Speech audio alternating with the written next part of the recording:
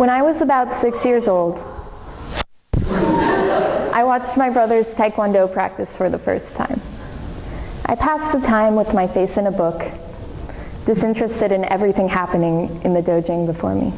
However, when I finally had a chance to put the book down, I was surprised to see how excited my mother was watching my little brother lift his stubby 3-year-old legs in what seemed like an attempt to just slightly annoy an invisible target. In fact, as I looked around the room, I saw so many parents overjoyed and so encouraging towards their children who were making feeble attempts at the movements they were being taught. Only one thought crossed my mind, and I turned to my mother and I said, "I can do better." I still remember the way she looked at me, how her eyes moved quickly from me to the dojang, and I knew exactly what she was thinking. There wasn't a single other girl in the class. Now, even at such a young age, I understood her concern. I too felt like I wouldn't belong, as if no matter how hard I trained, this wasn't the place for a small, introverted girl. At least, not the type of girl my mother had hoped to raise. However, I was adamant. I wanted so badly to prove that I could do anything my brother could do. And she gave in. Little did I know that this one instance in which I allowed my sibling rivalry to overcome me would greatly impact the rest of my life. To say that there were few girls in Taekwondo when I began would be a gross understatement. At my studio, there were a handful of older girls, me, and one childhood friend who quit a few months after we began our training. I remember walking into my first class and immediately all the eyes in the room fixated on me. I could hear the boys whispering and snickering. I was young, so I didn't understand why no one would willingly partner with me, why they would laugh at my countless mistakes. I knew from that moment that no one in the room believed in me. Before I go on, I would like to take a moment to define Taekwondo and hopefully put into perspective some of the goals of the sport. Taekwondo is a compound of 3 Korean words. Tae, meaning to jump or to kick, Kwan, meaning fist or to punch, and Do, meaning the art or the way. In Taekwondo, as important as physical conditioning is, the mental is equally, if not more so. It is this mental aspect that will allow a well-trained martial artist to achieve any goal, both within and outside of the sport. However, as one of very few girls in the sport, I received a second sort of inadvertent mental conditioning in the form of self-advocacy. As I noted earlier, no one took me seriously when I began Taekwondo. Outside of my parents and my instructors, not a single person believed in me, not even myself. And I couldn't blame them. I had to learn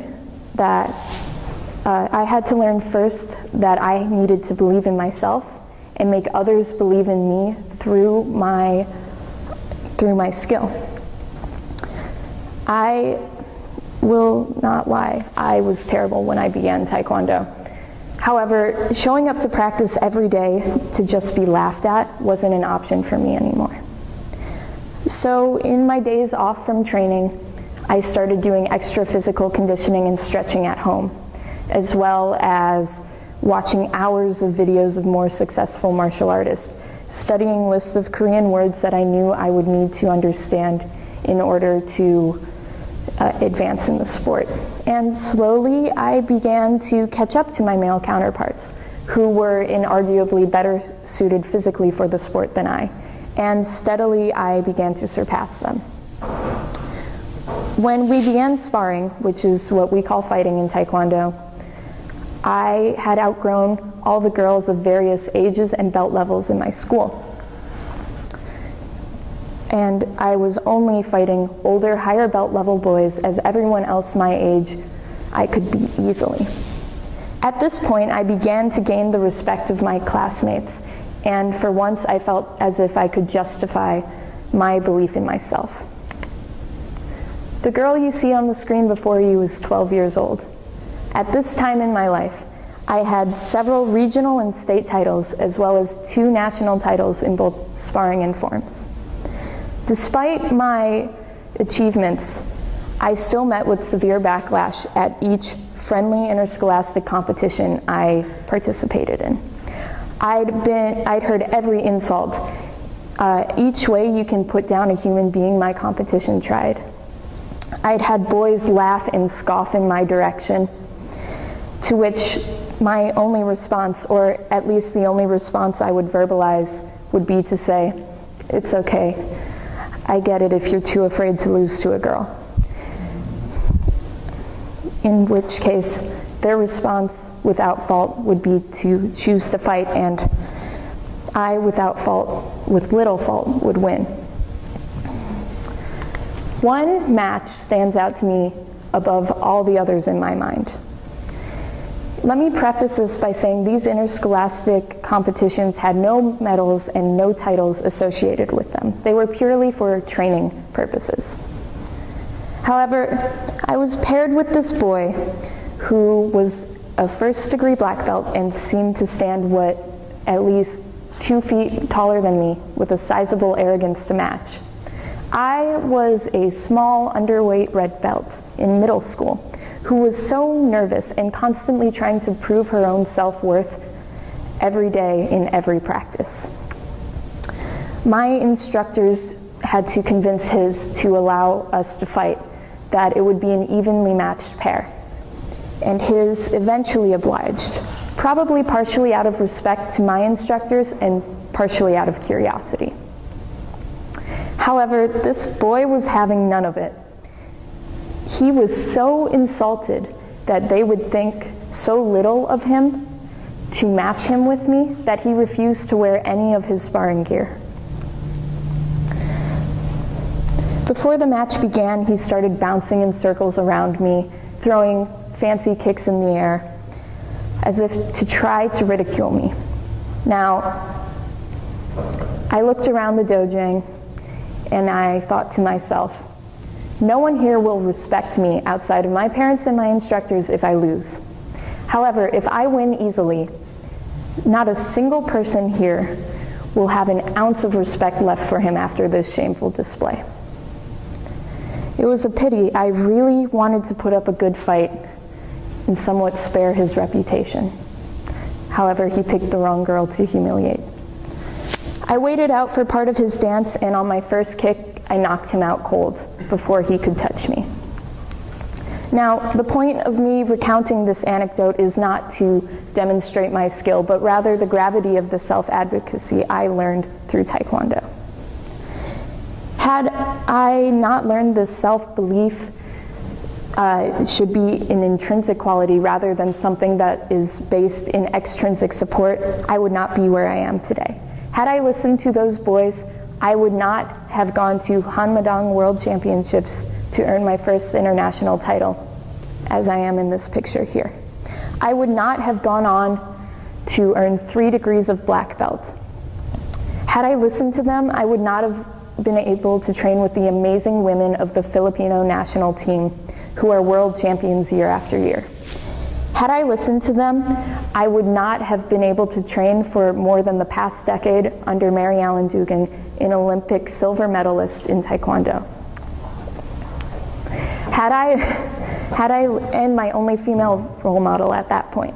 Had I listened to them, I would not have been able to teach the next generation of martial artists and encourage young girls to pick up the sport. And finally, had I not listened to them,